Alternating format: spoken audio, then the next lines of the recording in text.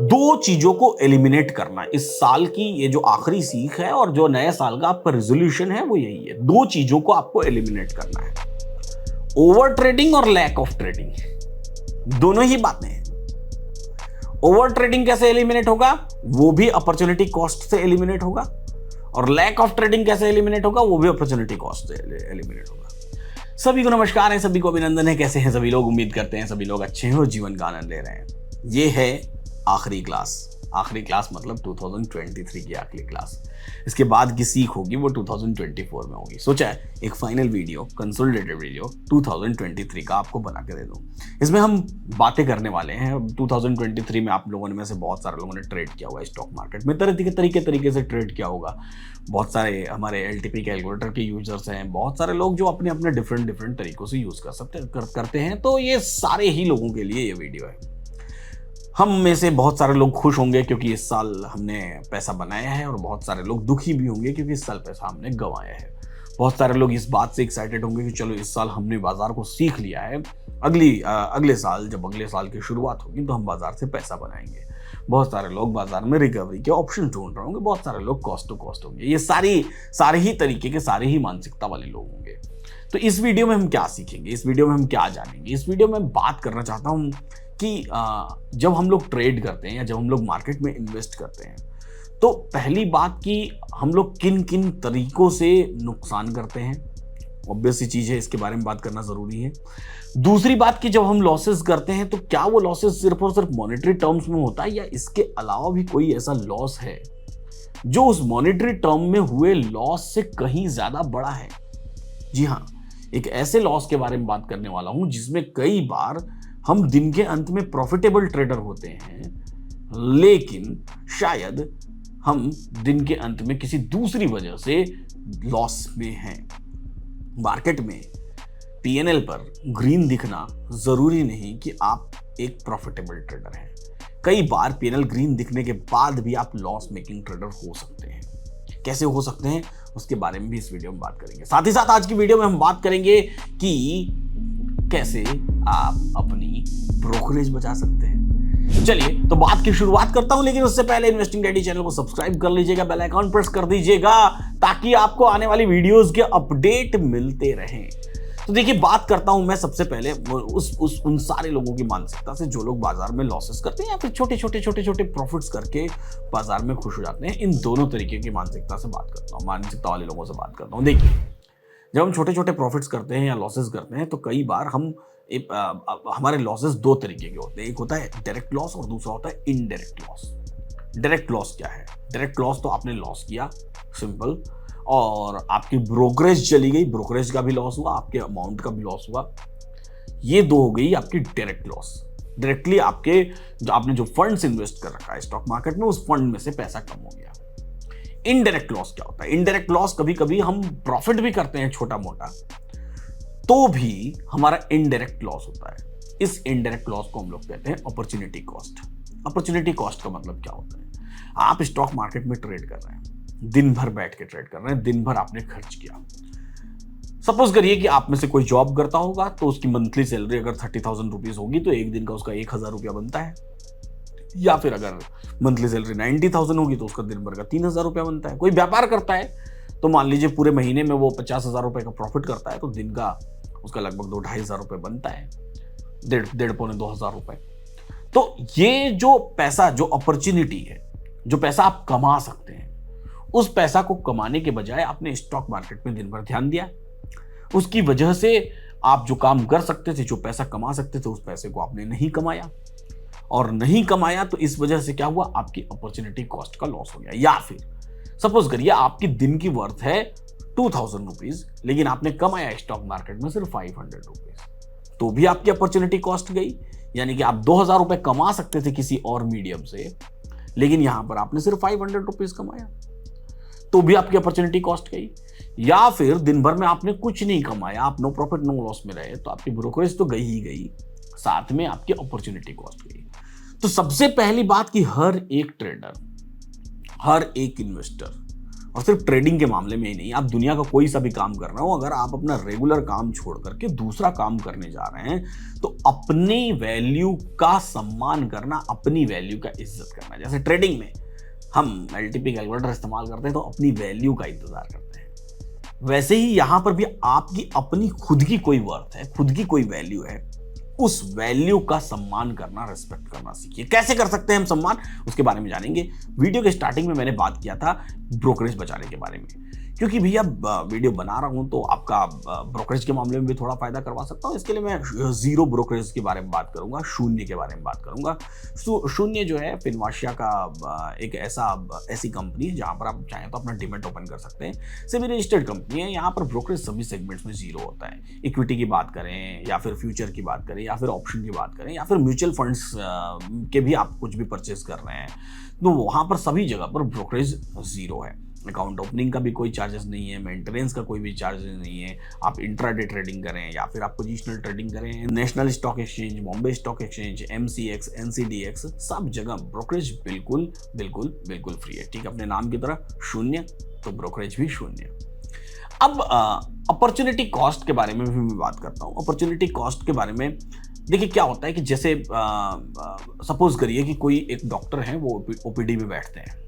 ठीक है, आप डॉक्टर साहब से OPD में बात करेंगे, डॉक्टर साहब आपसे फीस लेंगे। ड्यूरिंग दैट OPD सपोज करिए डॉक्टर साहब दिन भर में 25 पेशेंट्स देखते हैं, तो अगर उस OPD को छोड़ के वो कोई और काम करने जा रहे हैं तो उस ड्यूरेशन में उनकी OPD के पूरे चार्जेस चले गए। तो सबसे पहले तो ये इवेल्युएट करना जरूरी है आपको कि अगर मैं मार्केट में 1 घंटे के लिए एंटर कर रहा हूं, 2 घंटे के लिए एंटर कर रहा हूं, 3 घंटे के लिए एंटर कर रहा हूं, तो मेरी वर्थ क्या है। और नए साल में आपको ये रेजोल्यूशन लेना पड़ेगा, ये इवैल्यूएशन आपको करना पड़ेगा कि आपकी खुद की वर्थ क्या है।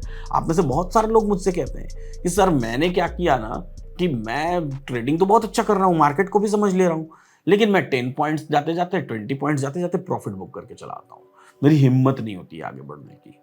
तो भैया यहां पर आपको यह समझना पड़ेगा कि आपकी क्या वर्थ है, लेकिन यहां पर आपको बाजार में आए मौके को भी देखना पड़ेगा। ऐसा नहीं कि मार्केट में 25 पॉइंट्स का मोमेंटम ही है और आप 50 पॉइंट्स के लिए बैठे हुए हैं क्योंकि आपकी अपॉर्चुनिटी कॉस्ट 50 पॉइंट्स वाली है। ये भी नहीं करना है, यानी कि मौका देख करके बाजार में आपको एंटर करना है और मौका ही देख करके बाजार से आपको एग्जिट करना है। हाउएवर धीरे धीरे इवैल्यूएट करते करते आपको अपनी अपॉर्चुनिटी कॉस्ट को बरकरार रखना है। Opportunity cost is all about the sacrifice. Sacrifice का मतलब क्या होता है, दान करना, यानी कि एक चीज को दान करके आप दूसरी चीज प्राप्त कर सकते हैं, एक चीज का त्याग करके आप दूसरी चीज प्राप्त कर सकते हैं। यही अपॉर्चुनिटी कॉस्ट हमारी लर्निंग्स में भी होता है। अगर आप स्टॉक मार्केट के बारे में सीख रहे हैं, स्टॉक मार्केट के बारे में जान रहे हैं, तो शुरुआत के दिनों में मैं आपसे हमेशा कहता हूं कि 6-8 महीने 1 साल आप मिनिमम ट्रेड करें। पहले 7 वीक्स तक आप कोई ट्रेड नहीं करें। तो यहां पर आपने क्या त्याग किया, आपने त्याग किया 7 वीक्स तक ट्रेड करने का जो आपको चस्का लगा है ना, उस चस्के का त्याग किया। आपने सिर्फ सीखने का प्रयास किया और पेपर ट्रेड किया। मैंने बोला पहले 6 महीने आपको सिंगल लॉट से ट्रेड करना है, तो पहले 6 महीने आपने क्या त्याग किया, पहले 6 महीने में जो आप बड़े बड़े लॉट साइजेस में ट्रेड करने की इच्छाएं रखते हैं, उन इच्छाओं का त्याग किया, तब जाके कहीं आप एक ट्रेडर बनने की राह पर आ रहे हैं। वैसे ही अपॉर्चुनिटी कॉस्ट भी सेम है। आपने क्या त्याग किया, आपने त्याग किया कि आप मल्टीपल ट्रेड, जैसे सपोज करिए कोई आया व्यक्ति और वो ओवर ट्रेडिंग वाला व्यक्ति, उसने क्या किया, उसने सैकड़ों लॉट में ट्रेड डाल दिया। तो पहले तो अपनी अपॉर्चुनिटी कॉस्ट इवैल्यूएट करिए ना। उस सैकड़ों लॉट से मान लीजिए आप दिन में 2 लाख रुपया कमा सकते हैं, तो क्या आपको लगता है कि आप दूसरे जो काम कर रहे हैं उससे भी दिन में 2 लाख रुपए कमाएंगे? तो दोनों ही बातों में को समझना बहुत जरूरी है। इस बारे में और बात करता हूं, लेकिन जैसा मैंने आपको बताया था पहले भी कि शून्य के बारे में, चलो एक बार शून्य के ब्रोकरेज कैलकुलेशंस के बारे में कर लेते हैं कि ब्रोकरेज कैलकुलेशंस कैसे वो जीरो ब्रोकरेज है, सिर्फ कहने के लिए जीरो ब्रोकरेज है या फिर एक्चुअल में जीरो ब्रोकरेज है। सपोज करिए कि आप नेशनल स्टॉक एक्सचेंज या निफ्टी में ट्रेड कर रहे हैं, ठीक है।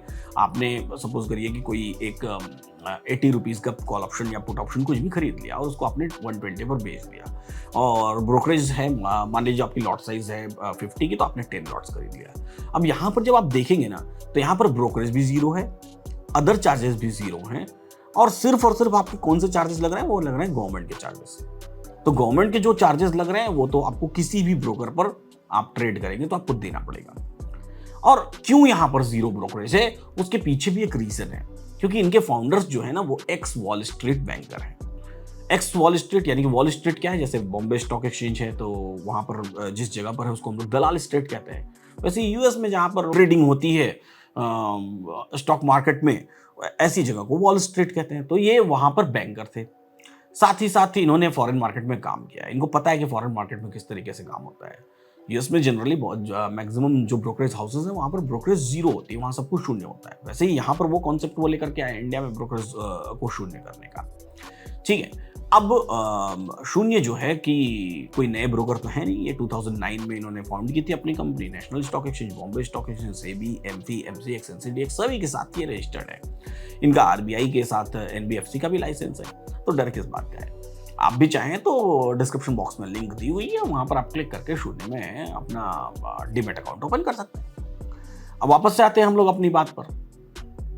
दो चीजों को एलिमिनेट करना इस साल की ये जो आखिरी सीख है और जो नए साल का आपका रेजोल्यूशन है वो यही है। दो चीजों को आपको एलिमिनेट करना है, ओवर ट्रेडिंग और लैक ऑफ ट्रेडिंग, दोनों ही बातें हैं। ओवर ट्रेडिंग कैसे एलिमिनेट होगा, वो भी अपॉर्चुनिटी कॉस्ट से एलिमिनेट होगा, और लैक ऑफ ट्रेडिंग कैसे एलिमिनेट होगा, वो भी अपॉर्चुनिटी कॉस्ट से एलिमिनेट होगा। कैसे? अब सपोज करिए कि अभी मेरे पास, कल मैं ड्राइव कर रहा था, आपको पता था कि छुट्टियों पर था, तो ड्राइव कर रहा था, तो ड्राइव करते करते मेरे पास फोन कॉल आया। उन भाई साहब ने कहा कि सर मैंने ना जितना भी कमाया है इस साल सब आपकी वजह से कमाया। मैंने कहा बहुत बढ़िया। तो मैंने कहा कितना कमाया, तो उन्होंने कहा कि कुछ 16 लाख रुपए कमाए मैंने। बहुत बढ़िया है, कौन से नंबर कम्युनिटी में? तो उन्होंने कहा कि मैं शायद 82 नंबर कम्युनिटी, मतलब लगभग 4-5 महीने पुराने, वो 4 महीने भी नहीं 3 महीने पुराने वो कम्युनिटी में बने। मैंने कहा आपने उस हिसाब से तो बहुत ज्यादा कमा लिया है। तो फिर उन्होंने बताया कि सर आज मैं एक ट्रेड में उलझ गया हूं। अब ये बात है 29 दिसंबर के ट्रेड की, फ्राइडे। मैं एक ट्रेड में उलझ गया हूं और मैं 15 लाख रुपए लॉस कर रहा हूं। 7 लाख रुपए मैंने कल लॉस किया था, 7 लाख रुपए आज लॉस कर रहा हूं। अब पूरे साल में, पूरे 3 महीने के ट्रेड के दौरान 16 लाख रुपए कमाने के बाद अगर एक दिन में आप 15 लाख रुपए गवा दे रहे हैं, फिर कह रहे सर फिर भी मैं बहुत खुश हूं, मैं 1 लाख रुपए तो प्रॉफिट में हूं ना। मैंने कहा गलत है ये, आपको ट्रेडिंग में नहीं सिखा सकता। क्योंकि अगर आप पूरे 3 महीने में 16 लाख रुपए कमा के 15 लाख रुपए आखिरी दिन के ट्रेड में गवा देते हैं, कितनी सारी चीजें आपने गंवाई। उस पूरे 16 लाख रुपए कमाने के दौरान आपने अपनी अपॉर्चुनिटी कॉस्ट, जो आप दूसरे जगह काम करके पैसा कमा सकते थे, वो आपने गंवाया। आपके पास आया हुआ पैसा आपने मार्केट को वापस दे दिया। ड्यूरिंग दैट आपने जितने भी ट्रेड्स लगाए होंगे उन सब में ब्रोकरेज लगा होगा, वो सब आपका लॉस है। तो ये सब लॉसेस आपको दिखते क्यों नहीं है? धंधा कर रहे हैं आप, व्यापार कर रहे हैं आप, बिजनेस है, और बिजनेस में ये चीजें आपको दिखनी चाहिए कि कहाँ कहाँ एक एक पैसा पाई कहाँ से बचता है। इसको आपको ज्ञान होना चाहिए, इसका आपको ख्याल होना चाहिए। अगर नहीं ख्याल है तो आप व्यापारी नहीं बन सकते। तो दूसरी चीज की, अब क्या आप एक दिन में 7 लाख रुपीस, मान लीजिए वो लॉस की जगह प्रॉफिट कर रहे होते 7 लाख रुपीस, तो भी क्या आप एक दिन में 7 लाख रुपीस दूसरे किसी व्यापार से कमा सकते हैं, या कमा रहे हैं आप रेगुलर? क्या आपकी अपॉर्चुनिटी कॉस्ट इतनी है? क्या आपने ये इवेल्युएट किया है? अगर हाँ तो yes, you are eligible to trade and eligible to make 7 lakh rupees in a day. एक दिन में कितना प्रॉफिट आपको करना है, इसकी एलिजिबिलिटी का क्राइटेरिया आपको कैसे पता चलेगा? जो दूसरा आप काम कर रहे हैं वहां पर आप कितना कमा सकते हैं। वहां पर मैं सीधे शब्दों में कहूं तो किसी भी ट्रेडर की, इन्वेस्टर की हैसियत क्या है, औकात क्या है, और हमको उसी को यहां पर मैच कराना है। और वो एक दिन में होगा नहीं, स्लोली मैच होगा। तो हमेशा इस बात का ख्याल रखिए, जो लोग बड़े लॉट साइजेस में ट्रेड करने की जिनकी इच्छा होती है, पूछते हैं ना कि मैं लॉट साइज कब बढ़ाऊंगा, मैं एक लॉट से ट्रेड कर रहा हूं, बढ़िया 6 महीने से प्रॉफिट कर रहा हूं, मुझे कब लॉट साइज बढ़ाना चाहिए? तो आपको लॉट साइज तब बढ़ाना चाहिए जैसे आप कोई जॉब कर रहे होते या कोई बिजनेस कर रहे होते। तो सपोज करिए आपकी एक किराने की दुकान है, वो किराने की दुकान आपने ओपन कर रखी है, तो उसमें जो है कि आपके एक रेगुलर कस्टमर्स हैं, वो रेगुलर कस्टमर्स आते हैं, सामान लेके जाते हैं, आप महीने का 30-40 हजार रुपए कमाते हैं। वो 30-40 हजार रुपए से 80 हजार आप कैसे कमा सकते हैं?